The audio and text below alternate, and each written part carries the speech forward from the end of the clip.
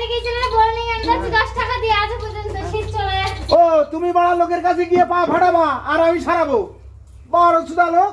তাহলে এসে আহা উহু করতে পারো। আর যে যখন বোর্ডিং এনে দেওয়ার কথা হচ্ছে তখন শুকায় গেছে, অবস্থা গেছে। তুমি তো আমার কাছে থেকে তোমার তো পা ফাটিনি, আমি তো কি সুন্দর করে রেখেছি তুলো দিয়ে যত্ন করে। শোকেজের মধ্যে সাজিয়ে রেখেছে। হ্যাঁ হ্যাঁ, শোকেজ কিনেছি, শোকেজটা কোনতে এসে?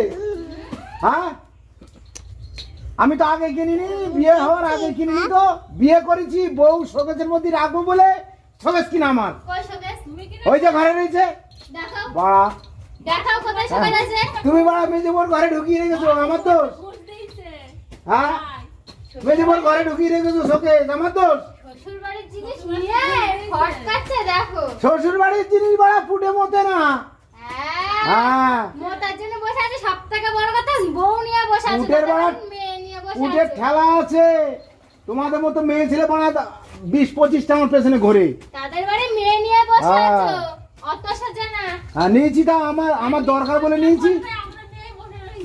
আরে আমার দরকার বলে নিয়েছি, আমি তো বাড়া বিনা দরকারে নেইনি। হ্যাঁ তাহলে তো ফটকাও কেন? ফটকাইছি কোথায়?